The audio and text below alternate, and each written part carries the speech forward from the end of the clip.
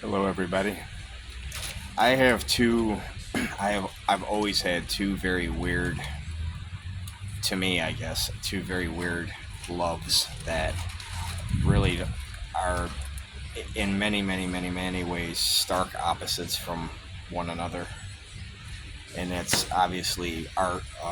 For me, art is drawing and painting. Art obviously is many things to many different people, many different things to many different people. But art for me has been drawing and painting. And then I have a love for cars, or really anything with a motor, or an engine, I should say, not a motor, but an engine. There is a difference. But I'm by no means, I wouldn't even consider myself a mechanic. And there's a reason why. I do know basic stuff. I mean, I know how to pull a motor out and take it apart and put it back together and stuff. I mean, sure, but that's really not necessarily being a mechanic. And that's how far mechanics really, the art of mechanics or the science of mechanics, I don't know really what group that falls in. But being a mechanic for me is just so much more deeper than just fixing something. I mean, it's almost like you have to, there's a lot of sides that I think a human being has to have to be a mechanic, at least a good one, one that's passionate about building functioning stuff, and trucks and cars and airplanes and, anything that has an internal combustion engine.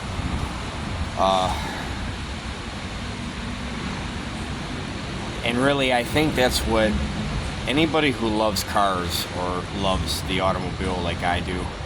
I mean, I was raised around it, but anybody who loves it, I think deep down there's an underlining deeper reason why the average man loves cars.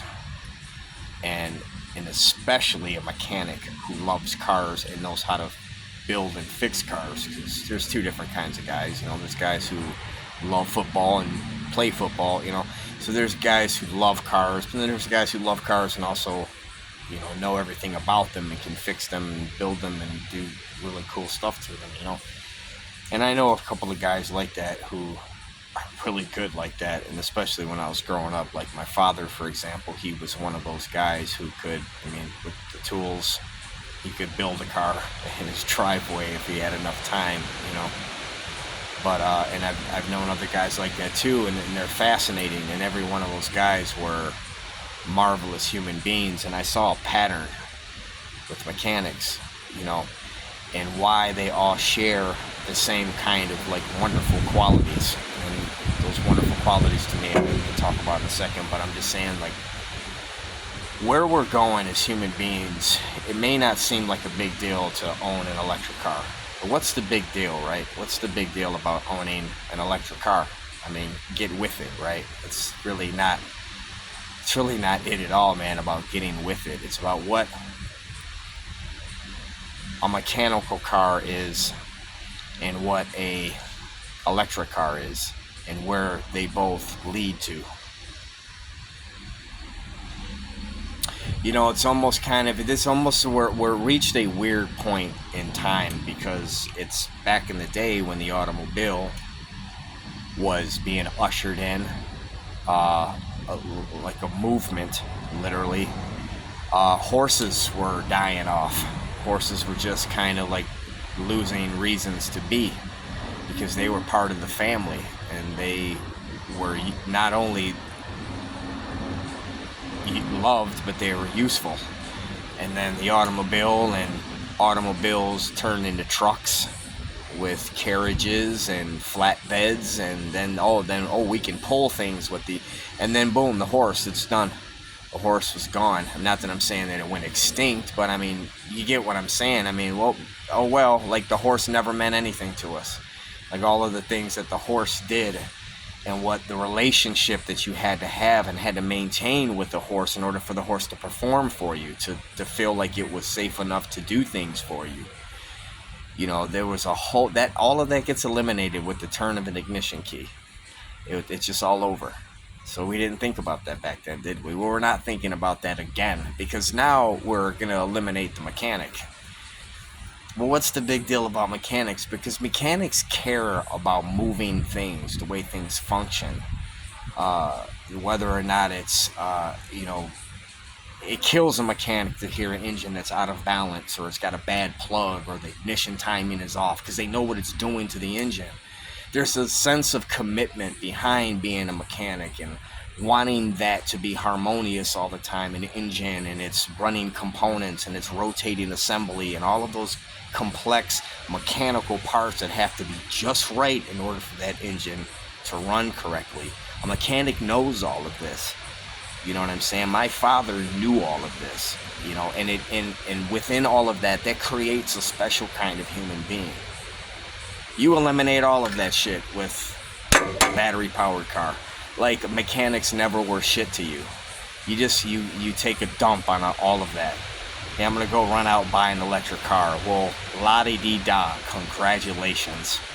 Wow, man. Yeah, just like that horse was like, wow, la-di-di-da, man. Like I never meant anything to you. Man, I thought I was part of the family. That's what the horses were thinking. No, you're just a means to an end, and then we found a better end. Same thing with cars, man. Cars break down, you can get under the hood and take things apart and unbolt this and unscrew that and then put it back together just right, and you can make it run again. You can't do that with an electric car. You eliminate all of the power that you can have to work on your own vehicle, and you just take all of that away from you, because just why? There's so many things I want to say to that, man, but it's just not,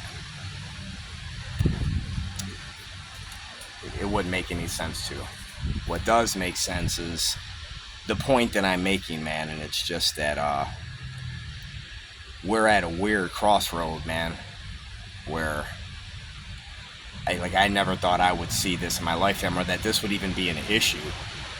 Like, what man does not want to work on his own vehicle if he knows how to, or if all of the nuts and bolts are there? Why would you not want to? Why would you not want to obtain the tools that it takes to just have the power in your hands, instead of just relinquishing that all away to some unfaced, unknown entity that just walks around with a massive name connected to it, like Stellantis or blah blah blah, or whatever other car company. My father worked for Chrysler for 20 years. They've never cared about us. My father won awards for his production for Chrysler at the Mound Road agent plant in Detroit. They laid him off like he never meant anything to them. The same thing with the other tens of thousands that they laid off that particular year. These corporations, really, they only go where the money is. They don't really care about people. I mean, if they could have every single car in this good earth all electric and have a massive shut-off button, they would. Well, why would we do that? Why on earth would we do that when we have a beautiful mechanical car in our backyard that's just aching to be discovered and worked on? Even if it malfunctions, you still have power to fix it. So I don't know why I thought about that today. Maybe because I'm seeing these two beautiful vehicles behind me that are broke down, and they need a mechanic to fix them, and they can be fixed. But here we are, man, wondering whether or not we want, Wi-Fi powered water coming to our house and electricity, and whether or not we want to bundle all of our power sources to one entity. What are we doing? Yeah, man. Love you guys. Subscribe, hit the like button, share if you'd like. But yeah, mechanics, man, they're different types of human beings. And, they've meant something for the past 120 plus years. Have a good day, man.